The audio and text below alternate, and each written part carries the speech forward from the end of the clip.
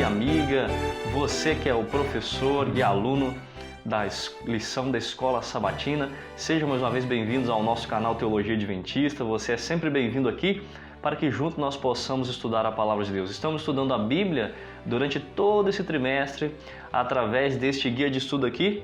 O livro dos Salmos é o tema da nossa lição deste trimestre.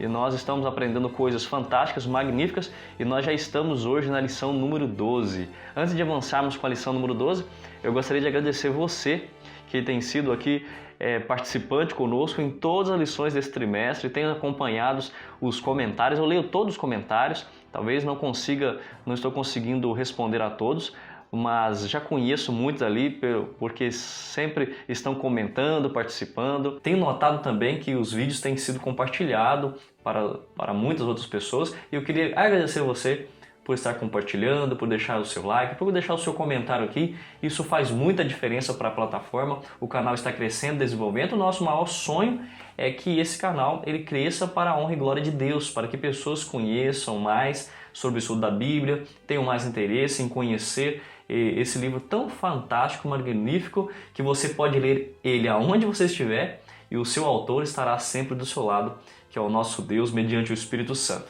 Muito bem? Então, muito obrigado. Continue compartilhando esse vídeo para demais pessoas. Continue estudando a Bíblia conosco aqui. O nosso propósito, o objetivo primário é que você cresça, se desenvolva, que você exercite o seu músculo da fé, desenvolvendo assim, progredindo para ser cada vez um cristão mais valoroso, mais fervoroso, para que no tempo do fim você consiga então enfrentar as dificuldades que virão com mais força, com mais zelo, com mais amor, com mais perseverança, porque o conhecimento vai te dar essa capacidade. Nós vamos então agora para a lição número 12, que tem por título Adoração para toda a vida. O verso para memorizar, ele se encontra aqui em Salmo 104, 33, que diz: Cantarei ao Senhor enquanto eu viver, cantarei louvores ao meu Deus durante a minha vida toda. O foco principal da lição dessa semana é trabalhar o aspecto do testemunho. Todos nós precisamos testemunhar.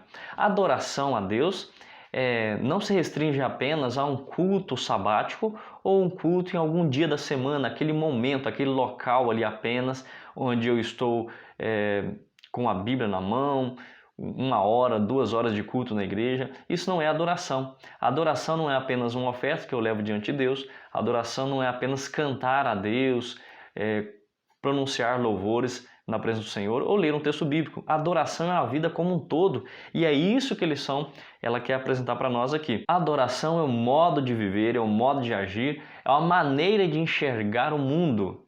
Né? A adoração não é um local, não é uma questão momentânea.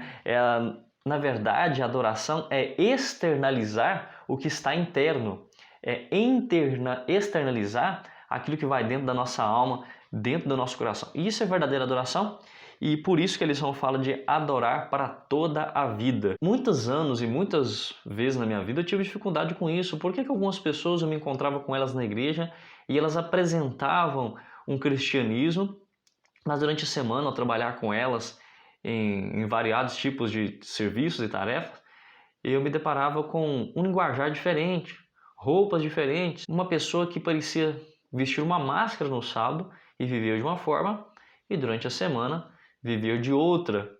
Isso não é adoração. Adoração é um estilo de vida, uma maneira de viver nos dias da semana de forma igual. A maneira que você come, a maneira que você veste, como você dorme, como você lida com as pessoas, como você trata o seu familiar, o seu cônjuge, né? Os seus filhos. Tudo isso tem a ver com adoração. A adoração não é apenas ir à igreja. A adoração não é algo que você faz apenas no culto. A adoração é um estilo de vida. Muito bem. Eu costumo dizer sempre que a vida não é tanto aquilo que acontece com você, mas o que você faz com aquilo que acontece com você. Não é tanto aquilo que acontece no dia a dia com você, mas sim como você reage. Você está indo para o trabalho, você tem uma tarefa a realizar, você está apressado e de repente o carro fura o pneu e você está arrumado, arrumada e você deve descer agora, tem que trocar aquele pneu e de repente enquanto você está trocando o pneu começa a chover, você fica todo molhado, está todo sujo agora. Como você vai reagir a isso? Qual vai ser a sua percepção de mundo?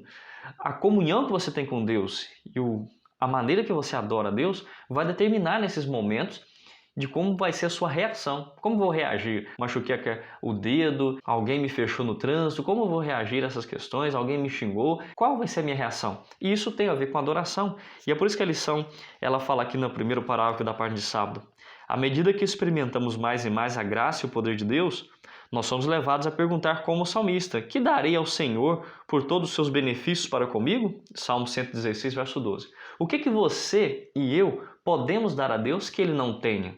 Ora, não tem nada nesse mundo que Deus não tenha. Ele é o dono de tudo. Ele é o Criador, o mantenedor da vida. E eu e você não podemos dar nada a Ele, mas o salmista pergunta: olha, o que eu posso dar ao Senhor por todos os benefícios, por todas as bênçãos que o Senhor tem derramado sobre a minha vida?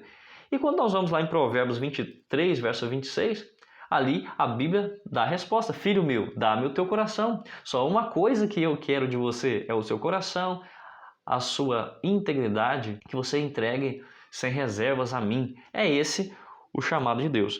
Aqui ainda diz assim que em Salmos Israel não é simplesmente uma nação, mas uma grande congregação. Isso revela o chamado principal de Israel para louvar a Deus e dar testemunho, pois o Senhor quer que o mundo todo se una ao seu povo em adoração. Essa lição, o foco dela é falar sobre o nosso testemunho.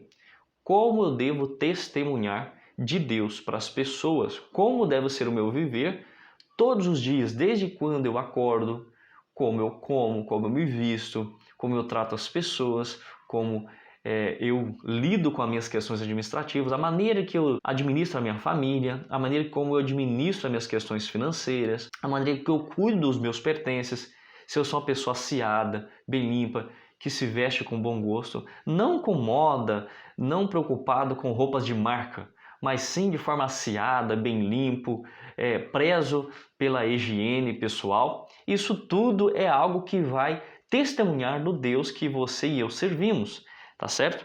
Então, aqui como um todo, a adoração do indivíduo a Deus alimenta com louvor renovado a adoração em comunidade.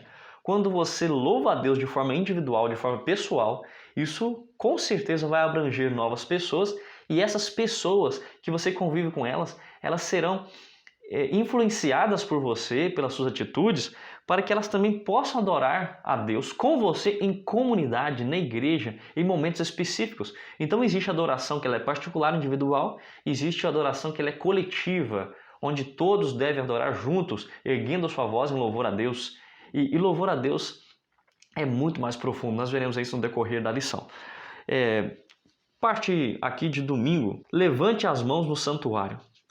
Sugere ler Salmo 134, onde se oferece adoração neste contexto. Qual é o resultado da adoração ao Senhor? Aqui no Salmo 134, então, diz assim: bendizei ao Senhor, vós todos, servos do Senhor, que assisti na casa do Senhor nas horas da noite. Erguei as mãos para o santuário e bendizei ao Senhor. De Sião te abençoe o Senhor, Criador do céu e da terra. Ora, a pergunta aqui é: onde se oferece adoração nesse contexto? A adoração, naquela época do povo de Israel, era em Sião, como estudamos na semana passada, no santuário de Deus. E o povo se reúne ali, aqueles que assistem, tanto os levitas, os sacerdotes, como aquelas que vão diante do altar para oferecer a sua adoração, a sua oferta.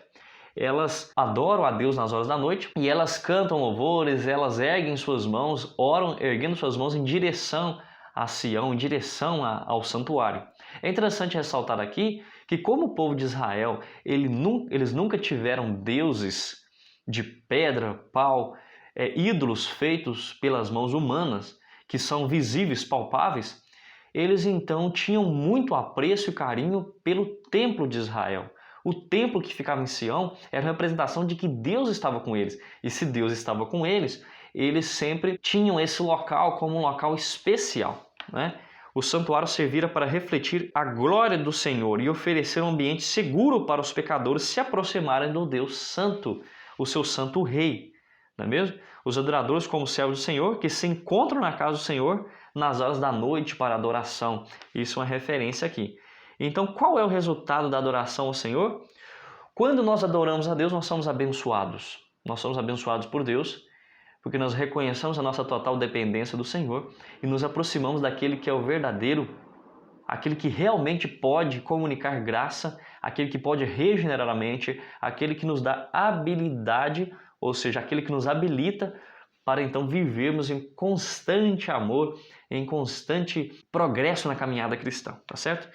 O Salmo 134 relembra a bênção sacerdotal de Arão em Números 6, 24 a 26 e destaca bênçãos como princípios resultados subjacentes do relacionamento entre Deus e Israel. O povo abençoa a Deus no santuário e Deus abençoa o seu povo desde Sião. A palavra abençoar significa elogiar, ela significa falar palavras de bem.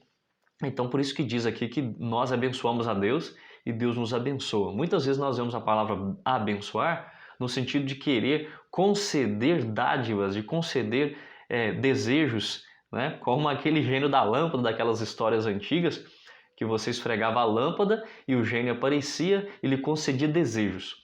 Né? Não é essa o foco da palavra bênção ou abençoar. Abençoar é bem dizer, é dizer o bem, é elogiar, é agradecer, viver um íntimo relacionamento com aquele que está sendo o foco de nossas bênçãos, das nossas dádivas. É dar ao Senhor mais do que apenas pedir, dar ao coração, dar atenção, a mente estar atenta e o coração receptível a ouvir a voz de Deus. De que maneira os salmos retratam os adoradores? Vamos ver aqui o Salmo 18, verso 1 fala: Eu te amo, ó Senhor, força minha.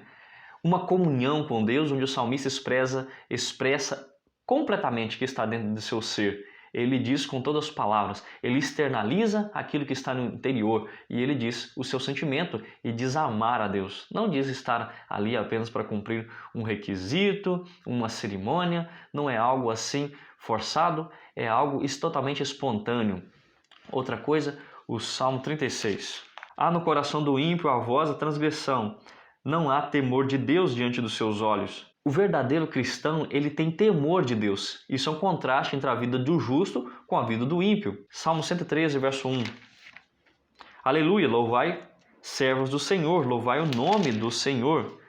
Bendito seja o nome do Senhor, agora e para sempre.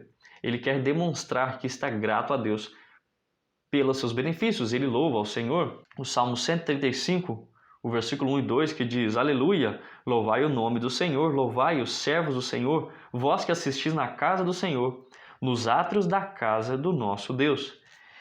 Então nós precisamos chegar na casa de Deus e adorarmos a Deus ali. Mas nossa adoração não se resume apenas na casa de Deus. A adoração é algo constante, diário, momentaneamente, em todos os segundos da nossa vida nós adoramos a Deus, com tudo que nós fazemos. Quer comamos ou bebamos ou façamos qualquer outra coisa, fazei tudo para a honra e glória de Deus. Não é? Outro texto bíblico que é muito referente nas cartas de Paulo, que tudo que formos fazer, devemos fazer como se estivéssemos fazendo para Cristo e não para homens. Lembra desse texto? Então, essa é o foco. De que maneira os salmos retratam os adoradores? Eles amam a Deus, são gratos, felizes, aptos a louvar, temem a Deus, respeitam, têm reverência, não é? Eles dominam seus apetites, dominam as suas ações, né? Tem equilíbrio. Os salmos retratam os adoradores como servos do Senhor que se encontram na casa de Deus horas da noite. E o interessante aqui é que no último parágrafo da lição de domingo, ela fala que 1 Pedro 2, 4 e 5, o apóstolo apresenta uma expressão do Novo Testamento das mesmas ideias representadas nesses salmos, no sentido de que o povo de Deus é agora um sacerdócio santo, oferecendo louvor e ações de graças ao Senhor Jesus Cristo, seu Criador e Redentor, por todos os benefícios realizados em favor deles.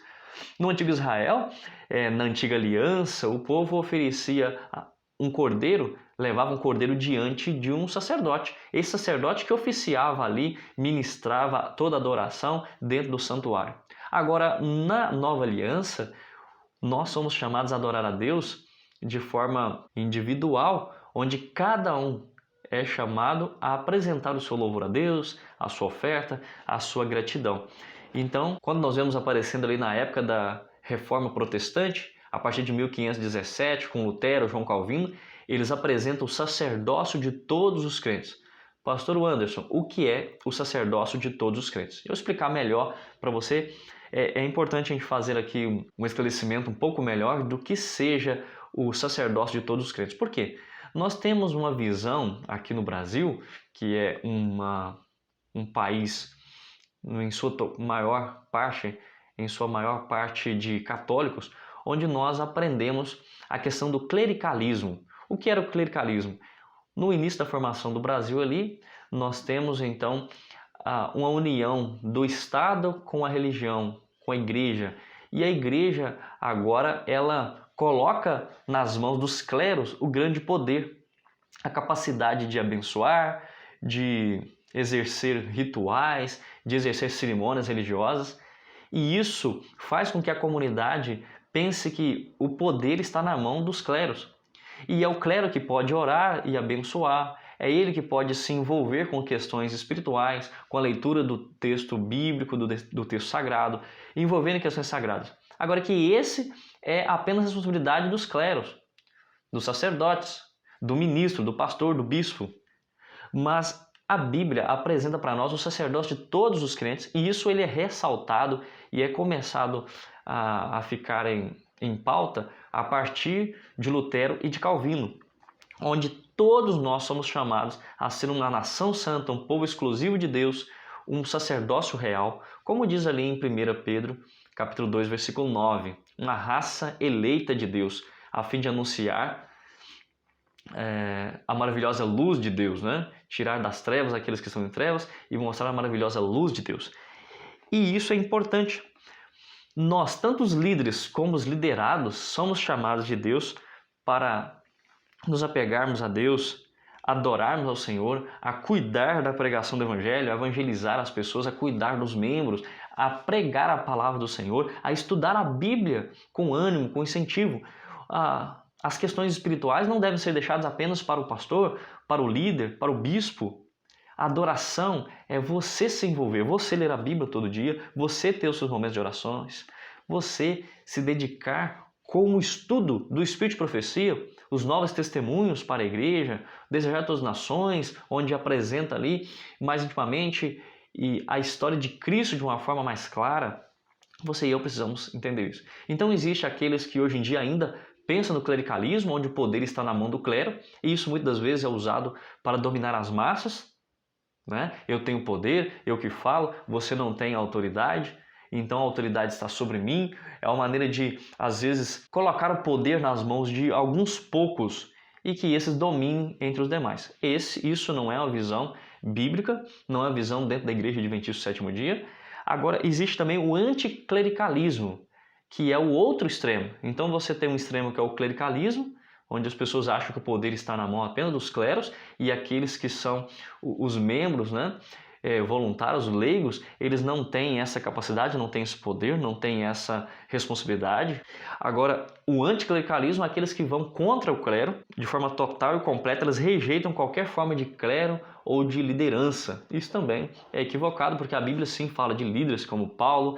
Paulo estabelece pastores itinerantes como Timóteo e como Tito, e ele diz a Tito e Timóteo que em cada igreja onde eles forem, eles devem eleger ali anciãos, presbíteros, diáconos, para cuidar da igreja. Então existe sim uma questão de responsabilidade, de liderança de cada um, e é importante. Mas isso não diz, se você não tem alguma função na igreja, um cargo na igreja, isso não diz que você não pode se envolver em questões espirituais. Pelo contrário, você deve se envolver nas questões espirituais, porque o sacerdócio é de todos os crentes. Deus vai cobrar do pastor? Vai. Mas vai cobrar também do membro voluntário, para que ele auxilie na causa do Mestre Jesus. O chamado é para todos, né? E a Bíblia fala de um ministério de acordo com os dons. Ali em Romanos capítulo 12, 1 Coríntios capítulo 12, você e eu podemos utilizar os nossos dons e desenvolver um ministério com base nestes dons. Que seja esse cantar, que seja ajudar os necessitados, que seja este dom ensinar, não é? Alguém com alguma prática que os outros não estão acostumados, apresentar um curso de como fazer ali projetos manuais. Enfim, com vários dons você pode utilizar para Deus, que seja cantar, pregar, você tenha a facilidade de fazer amizades, de alcançar interessados para o reino de Deus. Você talvez não saiba mais do que fazer um bolo, mas você pode reunir pessoas, ensinando essas pessoas a fazerem bolos e dentro desse contexto ensinar sobre Deus, dar estudos bíblicos, fazer amizade e através da amizade resgatar essas pessoas para Cristo. Então o sacerdócio de todo crente é algo para todos nós. Eu me deloguei um pouco aqui, mas é necessário apresentar isso para vocês. A adoração tem a ver também com a nossa missão, com cuidar de gente, com a questão da oração, com a questão do estudo pessoal. Eu não posso pensar assim, eu sou apenas um membro na igreja, eu não tenho a responsabilidade de visitar alguém, de pregar para alguém, de estudar esses temas mais profundos. Não, você é chamado também para conhecer as Escrituras de forma a dar razão da fé que você tem. Explicar as 2.300 manhãs, o santuário, o juízo investigativo, os aspectos do desapontamento, textos sobre ali o livro de Daniel, o livro de Apocalipse. Você e eu precisamos saber da razão da nossa fé. Vamos à parte de segunda-feira que tem o título Cantem ao Senhor um Cântico Novo. Qual é o tema comum nos Salmos? Aqui nós vemos Salmo 33, o versículo pede para ler ali, que é o versículo 3, que diz assim: entoai-lhe um novo cântico, tangei com arte e com júbilo. Todos os demais textos que nós vemos aqui como sugeridos na pergunta 3, vamos levar a essa ideia, que nós precisamos chegar ao Senhor e nos apresentar com Ele com um cântico novo. Então, qual é o tema comum do Salmo? Dos salmos aqui apresentados? Um cântico novo, reconhecimento pelo livramento que Ele tem dado em nossas vidas, pelo favor, uma canção especial que expressa a nossa total alegria em cada momento. Um cântico especial, um cântico novo que demonstra a experiência que só eu tenho vivido com Deus, que só você tem vivido com Deus. É isso que a Bíblia apresenta. A Bíblia encoraja os crentes de todas as gerações a cantar um cântico novo em louvor ao Redentor, cântico que carrega o testemunho singular sobre a salvação no sangue do Cordeiro. Um cântico novo pode representar uma nova canção que ninguém ouviu, uma canção que celebra uma experiência vivida da graça. A verdadeira adoração vai além de sacrifícios e ofertas, reflete um relacionamento vivo, sempre novo e dinâmico com Deus.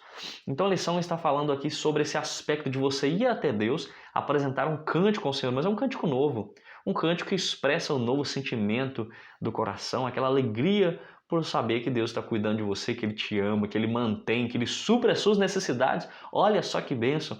E você não tem outro interesse a não ser o interesse de se apresentar ao Senhor. E lembre-se, nós não podemos nos apresentar ao Senhor de mãos vazias. E isso, é claro, não se define apenas a questões de apresentar ao Senhor levando uma oferta física, mas também apresentando ao Senhor uma reverência, uma adoração, mente atenta e coração receptível ao ouvir a voz de Deus. Porque nós podemos estar em um culto e não estarmos adorando, podemos estar cantando o hino e não adorando. Como assim? Olha, você pode estar com a boca proferindo palavras, aquele hino que já está decorado na sua mente, mas o seu coração está longe de Deus, você não está refletindo, você não está pensando na letra do hino, você não está sentindo ali as bênçãos que aquela letra e aquela oportunidade te proporciona, entendeu?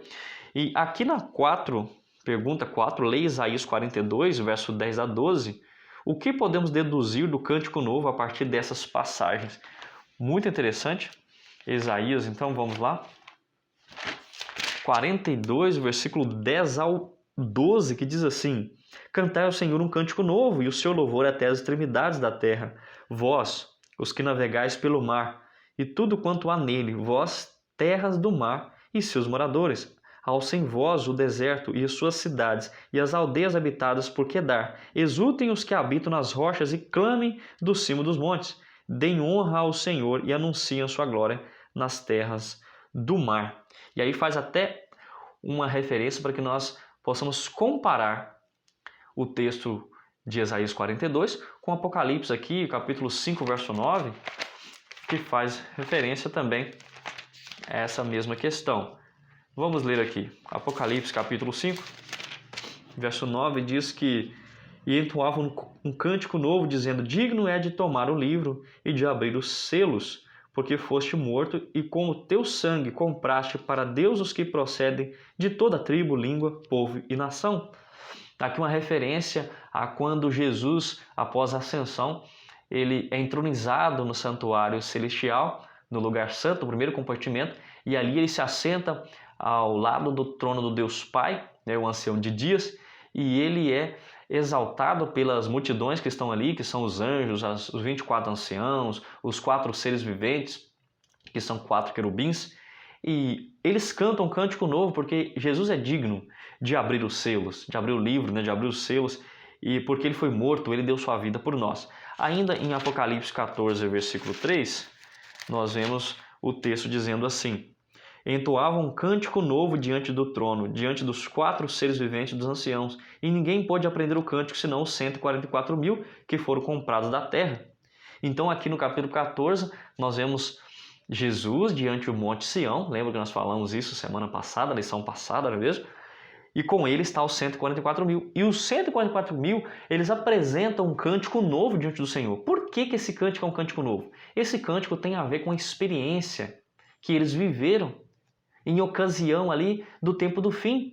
As experiências que eles passaram com Deus, de como foram livrados, de como foram protegidos.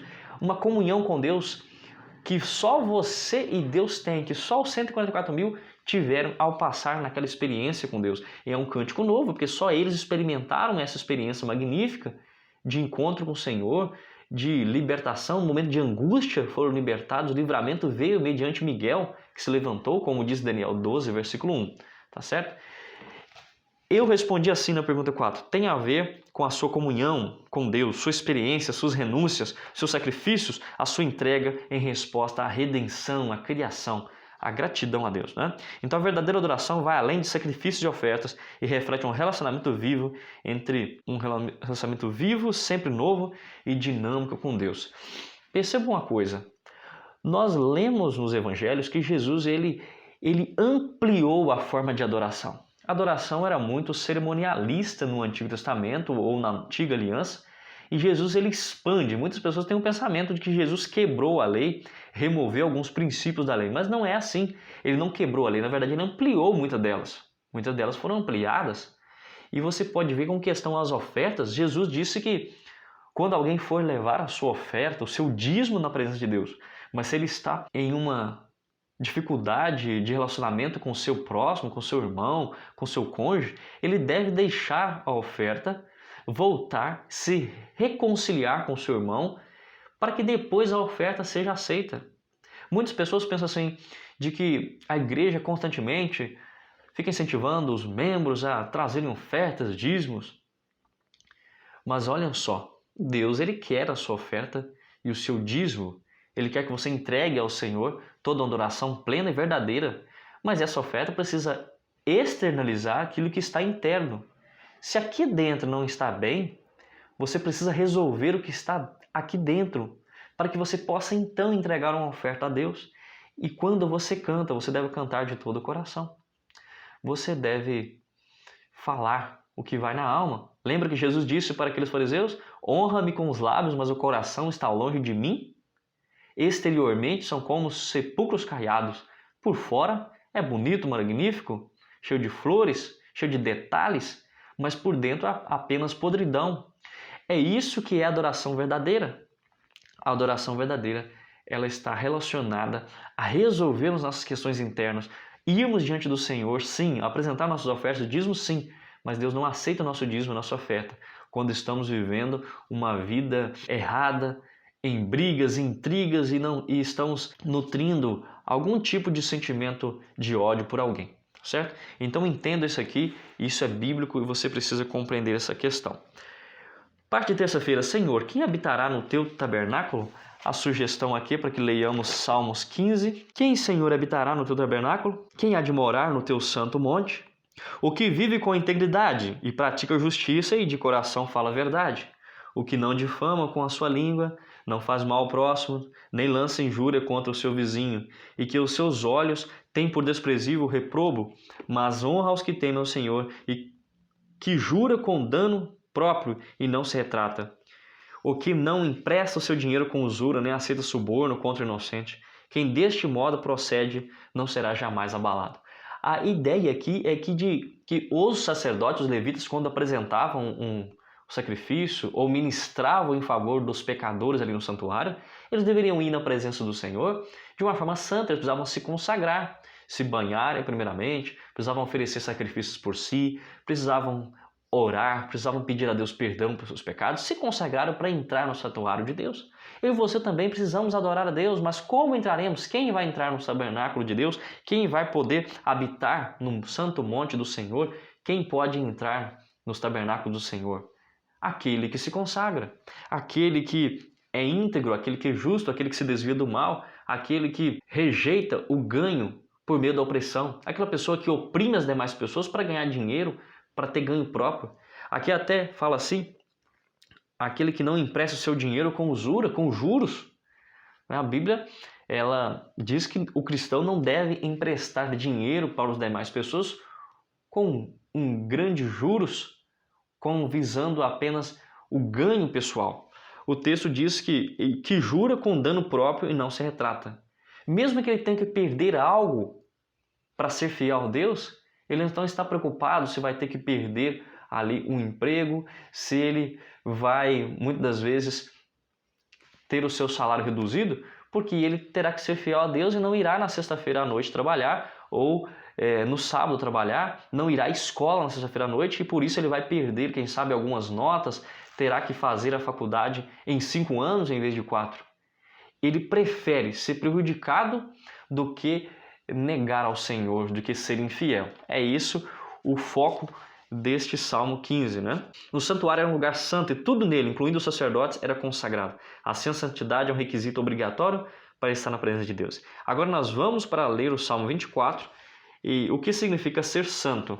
Quem subirá no monte do Senhor? Quem há de permanecer no seu santo lugar? O que é limpo de mãos e puro de coração, que não entrega sua alma à falsidade e nem jura dolosamente. Este obterá do Senhor a bênção e a justiça do Deus da sua salvação.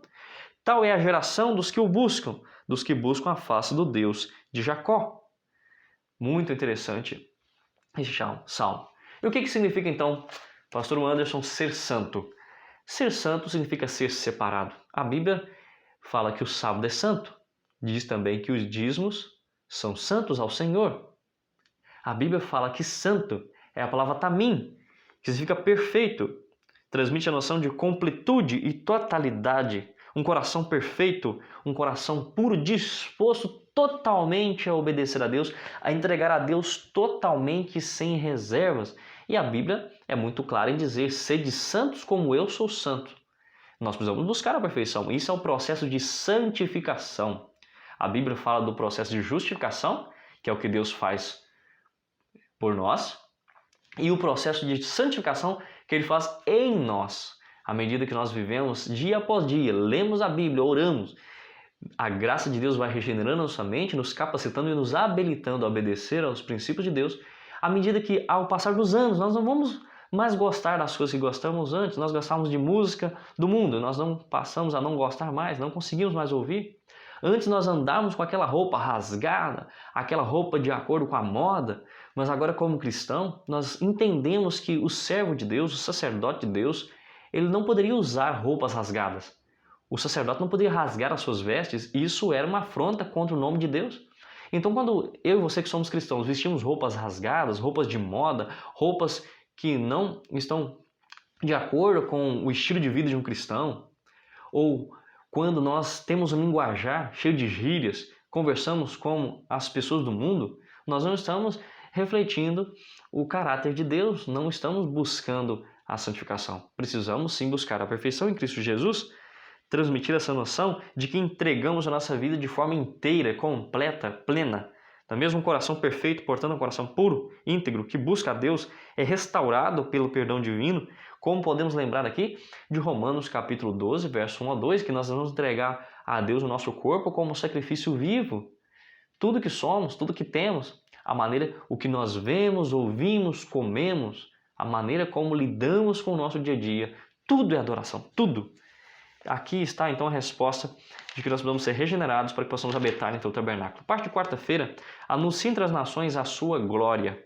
Que múltiplos aspectos da adoração são mencionados no Salmo 96? Cantai ao Senhor um cântico novo, cantai ao Senhor todas as terras, cantai ao Senhor, bendizer o seu nome, proclamar a sua salvação dia após dia. Percebe que o texto está falando sobre proclamar. Aparece isso aqui e depois vai aparecer mais a palavra O anunciar. Anunciar entre as nações a sua glória, entre todos os povos as suas maravilhas, porque grande é o Senhor e muito digno de ser louvado, temível mais do que todos os deuses. Porque todos os deuses dos povos não passam de ídolos, o Senhor, porém, fez o céu. Aqui nos lembra que é preciso nos anunciar, proclamar, evangelizar. É algo que todo cristão deve fazer. Todo cristão precisa proclamar a verdade de Deus e isso consiste em dar um estudo bíblico, em falar de Deus para as pessoas no nosso ambiente de trabalho, em alguma forma. Ainda continua, glória e majestade estão diante dele, força e formosura no seu santuário. Tributai ao Senhor, ó família dos povos, tributai ao Senhor glória e força, tributai ao Senhor a glória devida ao seu nome, trazei oferendas e entrai nos seus atos. O verso 9, adorai o Senhor na beleza da sua santidade, tremei diante dele todas as terras. Dizei entre as nações, reina o Senhor, ele firmou o mundo para que não se abale e julga os povos com equidade. Aí a nossa lição vai fazer uma referência do Salmo 96 com Apocalipse 14, versículo 6 em diante. Adorai a Deus, temei ao Senhor e dai-lhe glória, pois é chegada a hora do seu juízo. Ainda apresenta no versículo 13, na presença do Senhor, porque vem julgar a terra, julgará o mundo com justiça e os povos consoante a fidelidade. A parte de quarta-feira está dizendo para nós, precisamos anunciar o que Deus fez por nós em todas as nações. Como Ele te salvou, os seus testemunhos, de como Ele cuidou, como Ele tem criado em você essa vontade, esse desejo de ordenar melhor a sua família, a sua vida, o ambiente onde você frequenta.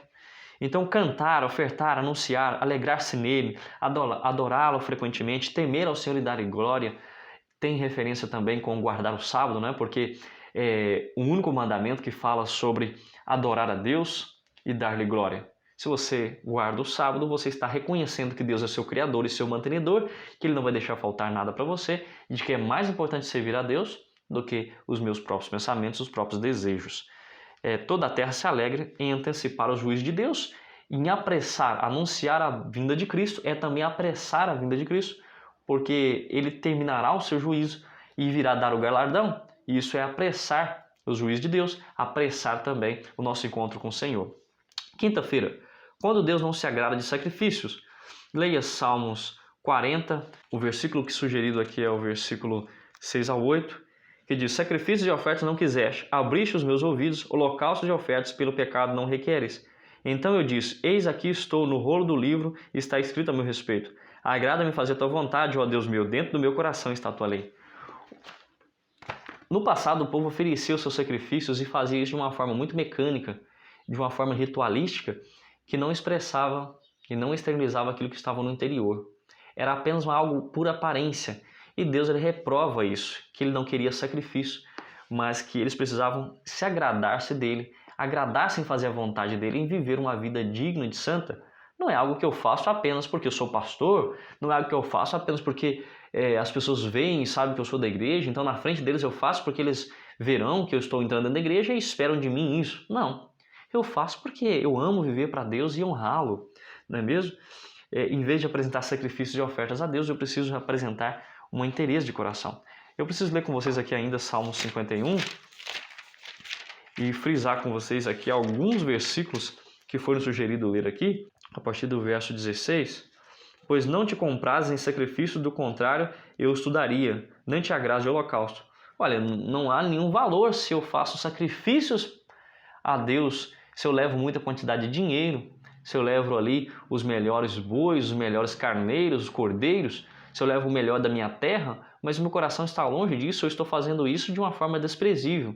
E Deus então não se agrada da minha oferta, como não se agradou da de Caim, tá certo? O versículo 17, sacrifícios agradáveis a Deus é o espírito quebrantado, são o espírito quebrantado, coração compungido e contrito, não o desprezarás, ó Deus.